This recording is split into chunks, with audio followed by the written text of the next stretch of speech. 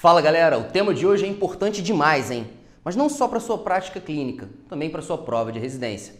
E apesar da gente estudar isso diversas vezes ao longo da faculdade, é difícil a gente sempre lembrar de tudo. Isso porque ele é muito extenso e também tem muito detalhe e muita atualização. Mas fica tranquilo, nesse vídeo de hoje eu vou te mostrar tudo o que você precisa saber para acertar a grande maioria de questões na sua prova sobre esse tema. Eu vou fazer isso primeiro te passando um algoritmo clássico, simples, para que você saiba exatamente o que deve ser feito quando chegar um enunciado com um paciente com dor torácica. Depois disso, eu vou te passar somente o que você precisa saber para acertar aqueles 80% de questões sobre diagnóstico diferencial, doença arterial coronariana crônica e, por último, síndrome coronariana aguda. Solta a vinheta, Fernando. Galera, ainda bem que a gente não tem que saber tudo sobre síndrome coronariana na nossa prova. Calma, fica tranquilo, porque independente de você querer ser cardiologista ou não, ter estudado muito ou não esse assunto, você vai sair daqui sabendo tudo que você precisa para acertar. Primeira coisa é entender o que a gente faz quando o paciente chega lá no nosso enunciado com uma dor torácica. Vamos lá para o nosso mapa mental. O paciente chegou com uma dor torácica, a primeira coisa é entender se ele tem um diagnóstico alternativo ou não. O diagnóstico alternativo eu vou elencar para vocês daqui a pouco, mas é interessante que vocês entendam qual que é o caminho adequado nesse momento. Se você chega no diagnóstico alternativo, beleza, trata como um diagnóstico alternativo. Mas se for uma síndrome coronariana, aí o segundo passo é você saber se trata de uma doença crônica ou uma doença aguda. Porque se for uma doença crônica, vai ser relativamente simples. Faz tratamento clínico, como a gente consegue ver aqui, e faz também exames complementares para finalizar, realmente fechar esse diagnóstico. Mas se for aguda, é um pouco diferente, porque aí a gente precisa de um eletrocardiograma. Eu quero saber se esse paciente está fazendo uma síndrome coronariana aguda com supra ou sem supra. Porque se ele não tiver supra, como está escrito aqui no mapa, eu vou fazer medicação, mas eu preciso fazer uma estratificação, para ter certeza de que esse paciente precisa de uma terapia de reperfusão. Mas se ele já tem um supra de ST, muda completamente. Porque além das drogas que vão ser efetuadas, eu tenho que sim fazer a terapia de reperfusão. Beleza, chegou o paciente no enunciado com uma dor torácica ou equivalente anginoso. Vamos lembrar dessa possibilidade. Primeira coisa a ser feita é saber se esse paciente tem uma dor que mimetiza uma doença coronariana ou não. Os diagnósticos que você tem que pensar são os seguintes: TEP. Você vai pensar nele quando tiver um paciente com um quadro clínico parecido ali condizente com um TVP. Galera, eu vou passar aqui bem rapidinho, porque isso aqui nem tudo é tão importante nessa aula, mas sim, somente o essencial. Se for um paciente com pneumonia, você tem que pensar ali em presença de tosse ou febre. Outro possível diagnóstico é, por exemplo, a pericardite, que tem aquela clássica posição da prece maometânea. Essa prece maometânea é aquele quando o paciente tem dor em decúbito dorsal, que é aliviada quando ele se inclina um pouco para frente. Isso porque ali no saco pericárdico, ali o líquido fica um pouco mais para frente, facilitando que essa dor não apareça. A alteração eletrocardiográfica que seja também totalmente difusa é clássico na pericardite. Se você tiver algum espasmo esofagiano, alguma doença esofagiana mesmo, pensa em disfagia. Se for um paciente que quando você palpa ali o tórax dele, ou quando ele mobiliza o tórax e os membros, ele tem dor, lembra de costocondrite, aquela síndrome de Tietze. É similar, quase a mesma coisa. Se for um paciente que você olha o tórax, inspeciona e tem lesões dermatológicas, herpes zoster, tem que ser a sua primeira hipótese. Mas não, é aquele paciente jovem, sem fatores de risco, sem história familiar para doença cardiovascular. Esse aí, pensa em doença ali, distúrbio de ansiedade. Apesar de na prática, muitas das vezes não ter nada a ver isso, poder ser sim uma coronariopatia, na sua prática, na sua prova não vai ser assim. Se tem um paciente jovem sem comorbidades, distúrbio de ansiedade. Mas preste atenção, se tiver alguma história que faça com que você pense em intoxicação, sabe, dilatação de pupila, irritabilidade, redução do nível de consciência, pensa em uso de drogas. E lembrar, bandeira amarela aqui no nosso mapa mental, se for suspeita de cocaína, galera, não pode utilizar o beta-bloqueador. Isso porque se a gente utiliza somente o beta-bloqueador, a cocaína continua agindo ali nos alfa-receptores. E aí a gente acaba tendo uma perda ali da mortalidade. Agora, atenção, hein? Porque esse diagnóstico aqui, estenose aórtica, é o que é a pegadinha. Porque se você prestar atenção, ele tem, angina aqui no quadro clínico. Ué, Barreto, como assim? É o paciente que vai ter dor retroesternal com irradiação para membro superior e irradiação para mandíbula. É aquela dor que vai piorar o exercício físico e melhora o repouso ou com nitrato. Como assim eu não vou pensar em coronariopatia? Você não vai pensar porque além dessa angina, desse quadro típico de dor torácica, ele vai ter também aqui, dispneia e síncope. Se você faz um exame físico, você pode vir encontrar aqui um sopro sistólico, alguma alteração aqui na fração de ejeção e até mesmo uma hipertensão pulmonar. Pegaram, gente? Isso aqui é extremamente importante. E a gente entra agora na segunda bandeira vermelha dessa região, que é a cardiomiopatia de Takotsubo. Ela é aquela clássica síndrome do coração partido, que acomete mulheres idosas que passam por algum estresse emocional importante. Apesar de também poder estar relacionado com estresse físico, aqui vai ser emocional na sua prova. O que chama atenção, o que vai fazer você acertar essa questão na prova é o seguinte, ele tem ausência de coronariopatia significativa. É aquele paciente que infarta, você faz uma cineangiocoronariografia, um cateterismo, um CAT, e você não encontra lesão nenhuma.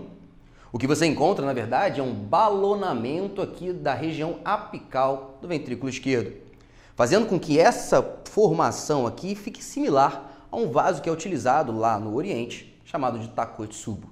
Agora, o último que você tem que se lembrar é da angina de Prinzmetal, porque essa angina Prinzmetal é aquela que tem uma vasoconstrição e não necessariamente um evento aterotrombótico, que é o que a gente costuma pensar em doença coronariana. Na realidade, os fatores de risco aqui para essa condição clínica são o tabagismo e até mesmo o uso de cocaína. E o tratamento com vasodilatadores, nitrato, o bloqueador de canal de cálcio. Outra classificação importante é a de Killip, que é utilizada para prever um prognóstico no paciente com infarto agudo no miocárdio.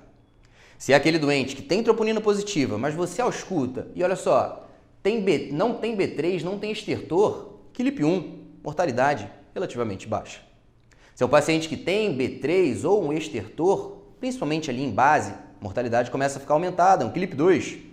Mas se é um doente que você ausculta e tem ali um edema agudo de pulmão, você ausculta estertores até em base, aquele paciente está congesto, está dispneico, está taquipneico, Killip 3. Mas se chega num momento que aquele paciente está hipotenso, chocado, é realmente um choque cardiocirculatório, já era. Killip 4 e esse paciente tem uma mortalidade muito maior. Estamos chegando na hora mais importante da aula, hein? O tratamento da síndrome coronariana aguda e da doença arterial coronariana crônica. Mas antes disso, para você conseguir pegar realmente e acertar todas as questões, você precisa entender alguns critérios eletrocardiográficos de coronariopatia.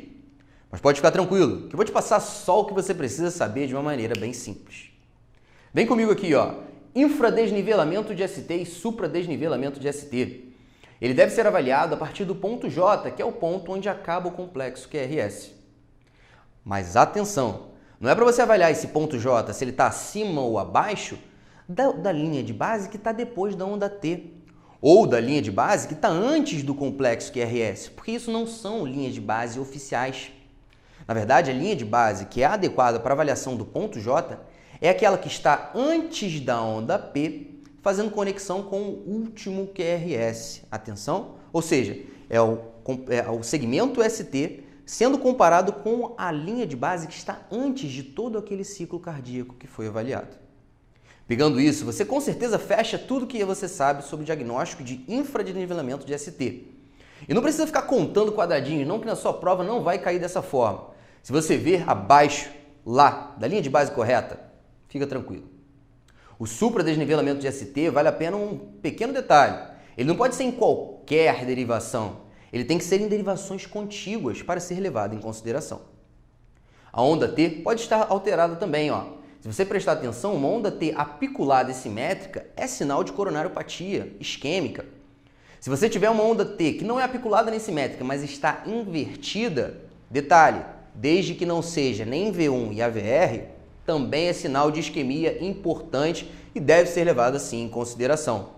Para terminar aqui, os critérios eletrocardiográficos que devem estar na sua cabeça sempre está a área inativa, ou seja, uma onda Q patológica.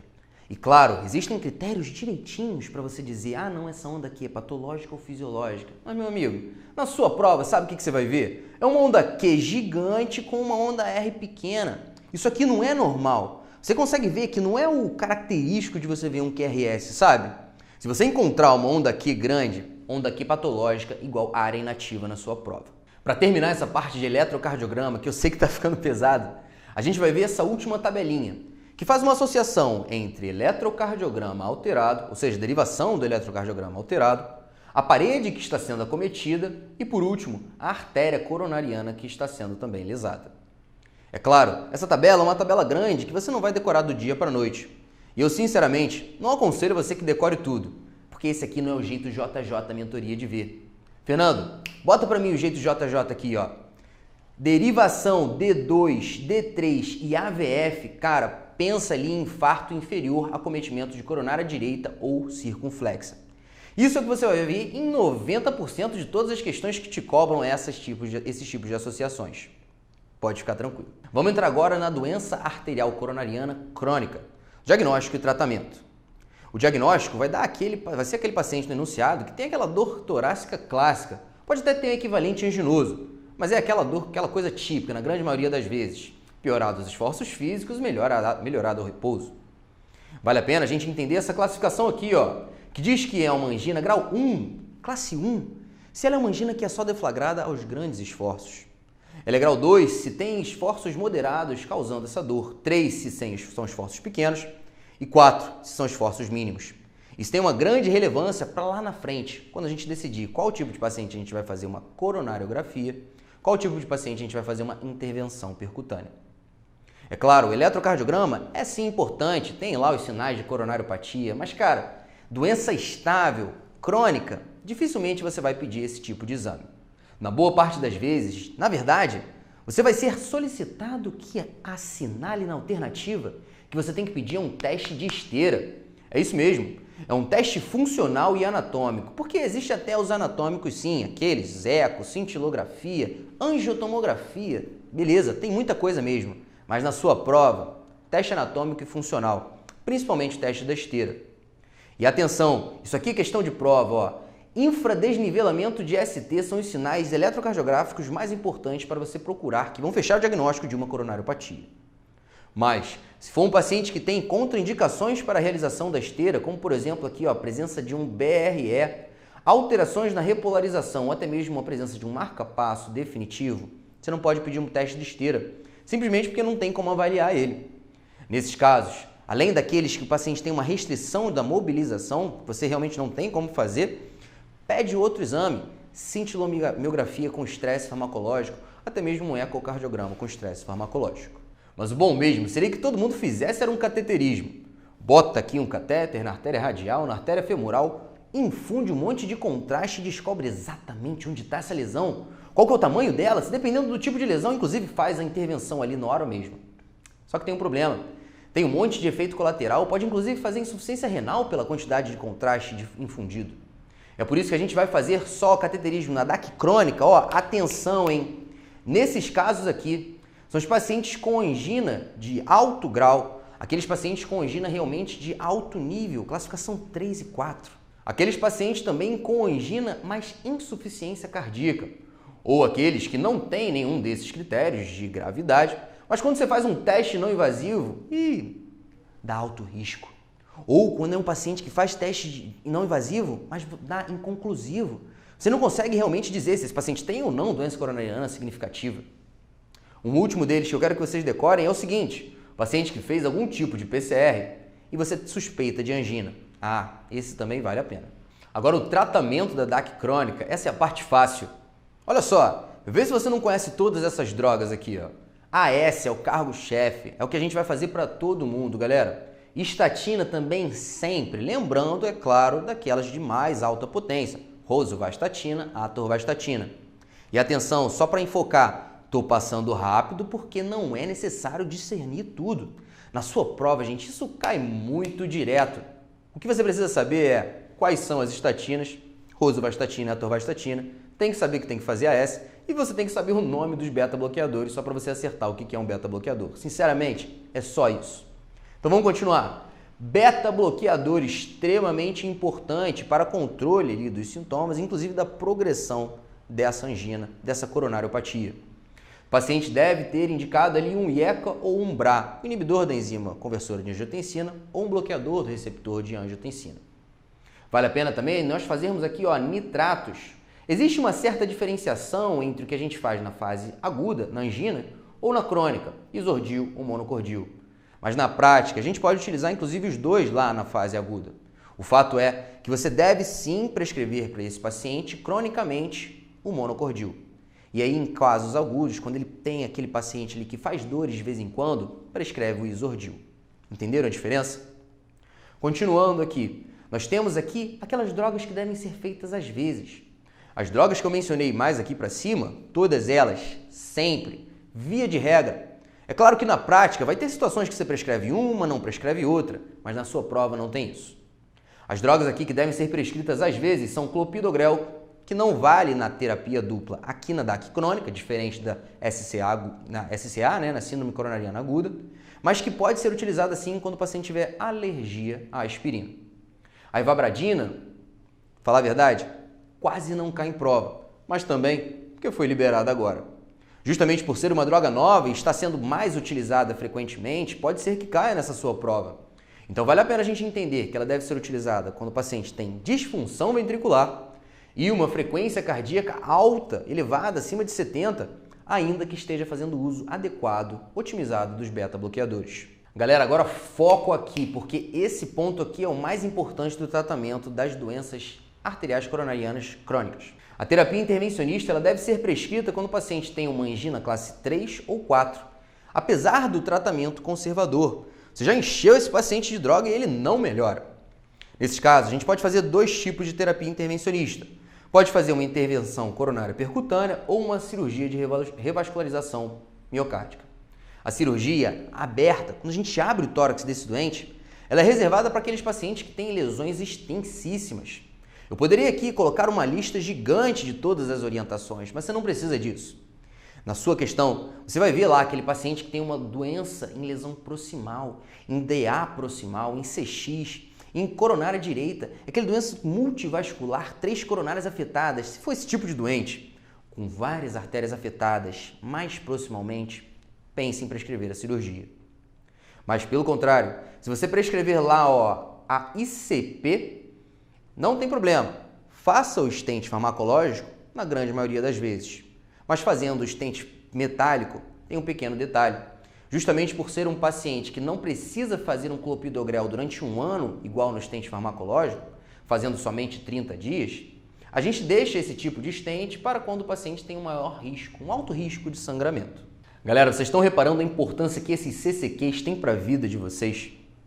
Com essas dicas, você sabe exatamente o que estudar nessa aula que é gigante. Se você for pegar isso aqui no Harrison ou em outras referências, cara, vai gastar muito tempo. Mas com esses CCQs aqui, não. Economiza tempo e ganha questões. Agora eu vou entrar com você no assunto mais importante da aula, que são as síndromes coronarianas agudas. E galera, realmente é complexo aqui, tá? Mas graças a Deus, na prova é simples. Porque existe diferença se é um paciente com angina instável, é um paciente com síndrome coronariana sem supra de ST ou com supra de ST. Dependendo do tipo de paciente, eu faço drogas diferentes, doses diferentes, momentos diferentes, quantidade de duração diferente. Caramba, é muita coisa! Mas fica tranquilo. Como eu te falei, na prova, ninguém pede para você diferenciar isso. Só pede para você falar, tem que fazer beta-bloqueador ou não tem? Tem que fazer AS ou não tem? Ah, isso você sabe. Então, primeiro, eu vou te passar as drogas aqui que devem ser feitas no paciente com síndrome coronariana aguda. Seja ela angina instável, sem supra de ST ou com supra de ST, beleza? A aspirina, lembrando que existe uma dose de ataque de 200 mg. Existem outras doses, mas aqui no Brasil geralmente a gente faz 200 porque a gente tem comprimido de 100, 200 e 500 de aspirina. O ideal é que você ali peça para ele mastigar esse comprimido e engula, mantendo uma manutenção de 100 mg. As estatinas, igual lá na DAC crônica, sempre devem ser utilizadas. O beta-bloqueador também vale a pena utilizar, mas tem que ter um certo cuidado. Porque se você prestar atenção, deve ser feito em paciente estável, junto com o nitrato. Se um paciente que não está estável, tem choque cardiogênico, está hipotenso, está com o coração ali funcionando mal, cara, imagina, você dá um inotrópico, um cronotrópico negativo, o que você vai fazer com esse paciente? Vai piorar, não vai? Beleza. Então, nesse tipo de paciente, num quadro agudo, acender a luzinha aqui que a gente não pode fazer. Mas se ele tiver indicação de realmente fazer, cara, beleza, prescreve e tenta fazer uma frequência cardíaca ali em torno de 60. Esse é o nosso alvo. Os IE-cobrar também tem que ter o mesmo cuidado que a gente tem com os beta-bloqueadores, porque é evidente, eles são antihipertensivos. Se é um paciente que está hipotenso, você vai fazer um antihipertensivo? Não. Espere ele chegar à estabilidade clínica para depois começar. Nitratos, extremamente importantes. E se vocês repararem bem, essas drogas aqui que eu acabei de mencionar para vocês são iguais ao quê? Doença arterial coronariana crônica. Olha o detalhe. Ficou fácil, não ficou? É a mesma coisa, galera. Repara que daqui para baixo é que eu vou mudar alguma coisa. O nitrato, sim, ele pode ser utilizado, mas tem aquelas contraindicações. Hipotensão, porque é evidente, nitrato abaixa bastante a pressão, principalmente se for feito por via endovenosa, e também aquela contraindicação clássica, que tem até em série, em filme. Uso de sildenafila, tadalafila, Viagra, nas últimas 24 ou 48 horas, dependendo do seu guideline. Agora a gente vai para as drogas que são aqui, específicas da parte aguda. A morfina pode ser sim utilizada se você tiver refratariedade da dor ou até mesmo pouca resposta ao uso de nitrato. O oxigênio suplementar vale a pena ser feito se o paciente tiver uma hipoxemia, uma saturação ali periférica abaixo de 90%. Existem outras drogas também que têm o objetivo ali de não deixar coagular, vamos dizer assim. O clopidogrel, que lá na DAC crônica estável é utilizado quando você tem alergia ao OS, aqui não. Via de regra, você vai fazer esse clopidogrel até um ano depois do evento agudo, independente se você faz intervenção coronariana ou não. Mas, se você não encontrar o clopidogrel na sua questão de prova, não fica preocupado. Existe a alternativa que é também bastante utilizada, como ticagrelor. Continuando aqui nas próximas drogas, nós temos as heparinas de baixo peso molecular e não fracionada. Deixando a heparina não fracionada, claro, para pacientes que têm ali uma possibilidade de fazer uma cirurgia aberta. Certo? Então, por via de regra, vai prescrever heparina, deixa a não fracionada para quem vai fazer a abertura desse tórax. Aqui mais para baixo, nós temos outras duas drogas que raramente são utilizadas, mas que às vezes caem em prova, infelizmente. Nós temos aqui os antagonistas da vitamina K, no caso, vamos pensar em varfarina, que deve sim ser utilizado para terapia tripla. Em quem? Naqueles pacientes que têm um alto risco de formação de trombo em VE. Aquele paciente que tem uma discinesia apical ali, anteroapical, da ponta do ventrículo esquerdo.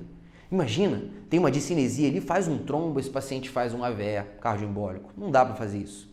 Então, se for um paciente de alto risco, deixa aspirina, clopidogrel e varfarina.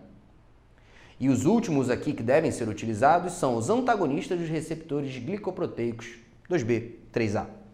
Esses aqui, então, você deixa reservado só quando é um paciente que vai fazer um ICP sem supra extremamente complexo. É isso mesmo. Olha quão específico isso não é. Lembrando que se for com supra aqui, dificilmente é feito. Então, se for uma ICP complexa ali no paciente sem supra, pode utilizar sim esse tipo de droga. Lembrando que ele possui uma alta possibilidade de fazer um alto risco de sangramento, justamente por ser uma medicação EV. Como eu falei para você, as drogas vão ser feitas se você pensar em síndrome coronariana aguda. Mas, em paralelo, a gente tem que avaliar o eletro. E a sua questão de prova vai te dar isso diversas vezes, de diversas maneiras. Ele pode falar ali quanto tem de alteração eletrocardiográfica por escrito, ou pode te dar o eletro para você avaliar. Você vai ter que ver, será que tem supra de ST? Será que tem um bloqueio de ramo esquerdo? Beleza, se tiver, eu vou avaliar de uma seguinte maneira. Mas se não tiver, seja a alteração eletrocardiográfica que for, seja mais natural o eletrocardiograma que for, você vai avaliar disso de uma outra maneira. Desse lado aqui, quando nós não temos o supra de ST ou o BRE, nós podemos dar diagnóstico de angina instável ou de infarto agudo do miocárdio sem supra. O que vai diferenciar eles é a presença ou não da elevação de troponina e CKMB massa, ou seja, dos marcadores de necrose miocárdica. Vale a pena lembrar que a troponina aqui, ela pode estar presente tanto em disfunção miocárdica por coronariopatia, mas também por outras, TEP, miocardite, pericardite, até algumas outras que você nem imaginaria, como por exemplo sepse. Apesar do CKMB ser classicamente utilizado para diagnóstico de reinfarto, ultimamente pode-se utilizar também a troponina ultrassensível, pois ela tem ali uma elevação de 20% a 50% dos valores basais e a gente pode dizer sim, cara, esse paciente reinfartou. Atenção nesse ponto. Independente se esse paciente positiva ou não, quando tem uma síndrome coronariana aguda, ou seja, quando esse paciente faz um infarto agudo sem supra ou faz uma angina instável, nos dois casos a gente tem que estratificar o risco desse paciente. Ou seja, estratificar o risco desse paciente vir ali no futuro fazendo um infarto com supra. Nesses casos a gente utiliza ali o time-RISC, GRACE ou Brownwald. Com esses scores a gente chega no diagnóstico de um paciente com alto, intermediário ou baixo risco. Se for um paciente de intermediário ou alto risco, ou seja, um paciente que tem uma alta probabilidade de fazer infarto, cara, vou fazer uma intervenção, vou fazer um cateterismo nesse paciente. Porque se eu encontrar alguma lesão, vou querer fazer uma intervenção percutânea coronária ou até mesmo vou fazer uma cirurgia de revascularização miocárdica, uma cirurgia aberta. Lembrando daquelas indicações clássicas que eu já passei para vocês, com aquelas lesões proximais multivascular. Mas se for um paciente de baixo risco, tratamento clínico.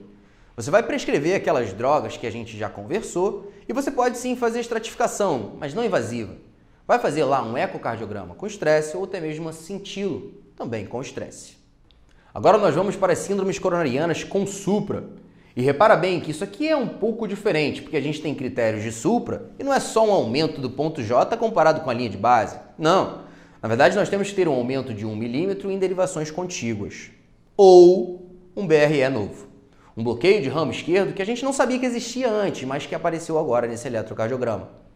Nesses casos, deve ser feito sim a terapia de reperfusão, desde que o ΔT seja abaixo de 12 horas. Detalhe, galera, 2 detalhes importantes aqui. Primeiro, essa terapia de reperfusão é só se o paciente tiver supra. Não vou fazer terapia de reperfusão se o paciente não tem supra, a não ser que seja um paciente que não tem supra, faço a estratificação e aí num segundo momento eu parto para uma intervenção. Não. Na boa parte das vezes a sua questão vai perguntar na hora e na hora vai fazer intervenção, vai fazer terapia de reperfusão se o paciente tiver supra de ST. Segundo ponto importante, reparem no ΔT abaixo de 12 horas de dor. Esse ΔT pode ser aumentado se o paciente ainda chegar com dor na emergência ou até mesmo se for um paciente com alto risco. Galera, atenção, nessa intervenção, essa terapia de reperfusão pode ser feita uma intervenção coronária percutânea ou uma trombólise. Na grande maioria das vezes, nós damos preferência para ICP. Mas lembra, a ICP tem um porta-balão específico, ou seja, o paciente entrou em contato com o serviço de saúde, eu tenho 90 minutos para já botar um stent ali dentro da artéria dele. Se eu não tiver 90 minutos como fazer isso no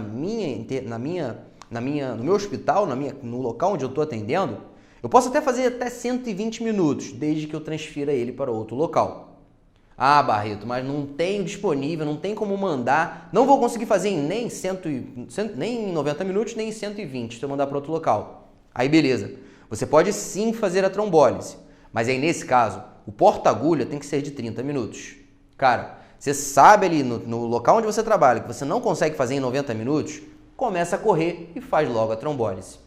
Detalhe aqui é o seguinte, se você demorar um pouco mais de 90, um pouco mais de 120, mas é aquele paciente que tem, é um paciente que está chocado, é um paciente que tem infarto anterior extenso, ele tem um alto grau, um alto risco de mortalidade, às vezes vale a pena a gente deixar passar um pouquinho esse tempo e fazer sim a angioplastia. Agora nós partimos para a parte final da aula, onde eu te mostro quais são as complicações mais clássicas da SCA. Mas antes de irmos para ela, deixa eu te passar um pequeno OBS sobre o infarto agudo quando acomete o ventrículo direito. Mas não se engane não é porque ele é pequenininho que ele não é importante, ele é muito importante e vai estar presente em diversas questões na sua prova. Seguinte, suspeitou de infarto de VD é porque você teve alteração eletrocardiográfica ali em D2, D3 e AVF. Que são aquelas derivações que fazem associação com a parede inferior. Aquele paciente, por exemplo, que você faz nitrato, faz morfina, faz diurético e abaixa muito a pressão, antes mesmo de você fazer o eletrocardiograma, você também deve suspeitar de infarto de VD.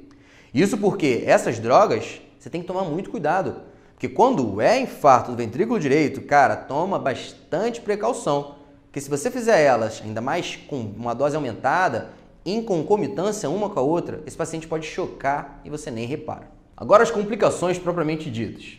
Primeiro, aneurisma ventricular. Galera, só link mental aqui rápido para você acertar na prova fácil. Aneurisma ventricular, complicação mecânica mais comum. Choque cardiogênico, principal causa de óbito no meio intra-hospitalar. As arritmias, principalmente a fibrilação ventricular, é a principal causa de óbito nas primeiras 48 horas, mesmo que esse paciente não esteja dentro do hospital. Às vezes o paciente faz uma morte súbita depois do infarto realmente por causa dessa fibrilação ventricular.